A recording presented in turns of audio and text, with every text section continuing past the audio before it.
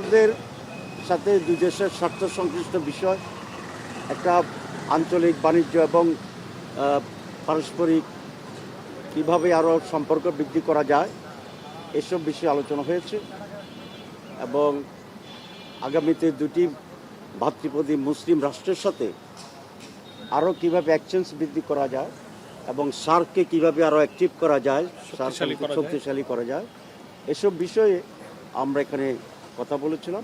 আমরা আমাদের যে 71 ডিলের যে ইস্যুটা আছে সেটা যেমন রয়েছে, তেমনিভাবে এই দুইটি দেশের মধ্যে গণ অভ্যুত্থানের পরে 24-এর পরে কিভাবে হলো বাংলাদেশের সাথে অন্য দেশের ফরেন পলিসি হবে, এটার বড় একটি আজকে মিটিং হয়েছে। আমরা তাদেরকে বলেছি 71 ইস্যুটা দ্রুত সলভ করা উচিত। তারা বলেছে তারা এটাতে অগ্রগামী এবং they are ready to do it. Target timeline ওটাকে আপনারা রুটম্যাপ বলছেন, আমি কিন্তু আমার মুখ দিয়ে রুটম্যাপ আমি কোনো সময় বলি না। এটা আমাদের একটা কর্মপরিকল্পনা, এটা আমরা চেষ্টা করব যে আগামী সপ্তাহের মধ্যে এটা একবার ঘোষণা করতে চেষ্টা করবো ইনশাল্লাহ। যারা মনে করে যে আমরা এই যে কেন্দ্র দখল করে জিতবো, বাক্স দখল করে জিতবো, সেই সুযোগ ইনশাল্লাহ তারা পাবে না।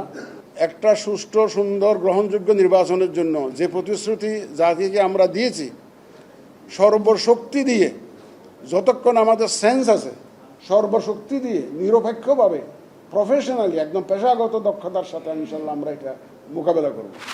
নতুন সংবিধানের ব্যাপারে ঐক্যমত্যের ভিত্তিতে সামনে নির্বাচন আয়োজন হয়, তাহলে জাতীয় নাগরিক পার্টি যে কোনো সময় সেই নির্বাচনে অংশগ্রহণ করার জন্য প্রস্তুত। আমরা মনে করি যে রাজনৈতিক দলগুলো আছেন তারা শুধুমাত্র সংসদ নির্বাচনের কথা বলছেন, এর মধ্য দিয়ে আসলে সংস্কার যে প্রস্তাবনাগুলো আছে সেগুলোকে পরের সংসদের কাছে ঠেলে দেওয়ার মধ্য দিয়ে সেগুলোকে বাস্তবায়ন করা হবে কি হবে না একটা অনিশ্চয়তার জায়গা তৈরি করছে।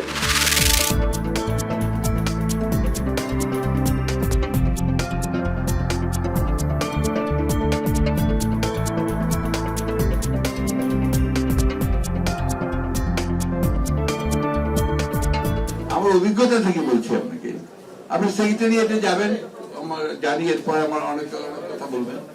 সেক্রেটারিয়েটে গেলে ওই যে আমলারা বসে আছে, তারাই সবকিছু নির্ধারণ করে। আমাদের উপদেষ্টা যারা দায়িত্ব পালন করছেন এখন অনেক ক্ষেত্রে তারা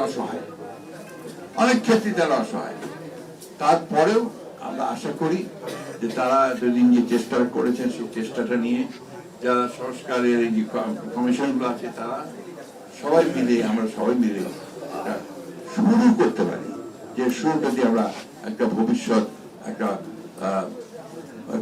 বাংলাদেশ যেটা বৈষম্যহীন বাংলাদেশের দিকে আমরা এগিয়ে যেতে পারি।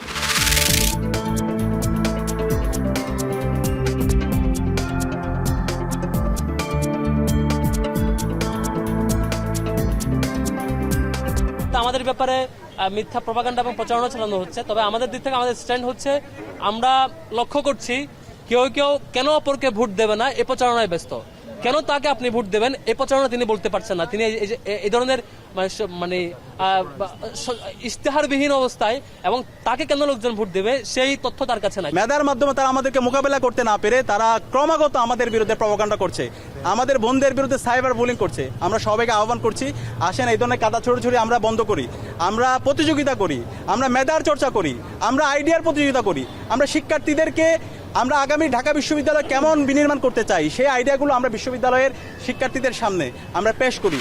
রোকেয়া হলে আমাদের যে প্যানেল আছে সেই প্যানেলের মেয়েদেরকে যথেষ্ট ডিস্টার্ব করছে, প্রতিপক্ষরা যথেষ্ট ডিস্টার্ব করছে এবং নানান ধরনের তাদের হল গ্রুপে পোস্ট দেওয়া হচ্ছে যে ভোট না দিতে জেনারেল স্টুডেন্টদেরকে নিরুৎসাহিত করা হচ্ছে এবং কি অ্যানোনিমাস আইডি দিয়ে, ফেক আইডি দিয়ে। দেখেন, বিশ্ববিদ্যালয় প্রশাসনকে আহ্বান করছি, যারা এই আইডিগুলোর অ্যাডমিন আছে, মডারেটর আছে, তাদেরকে আবার ডেকে এনে যদি আপনারা সেগুলো কন্ট্রোল করতে না পারেন তাহলে আইডিগুলোকে এই পেজগুলোকে আপনারা ভ্যানিশ করে দেন।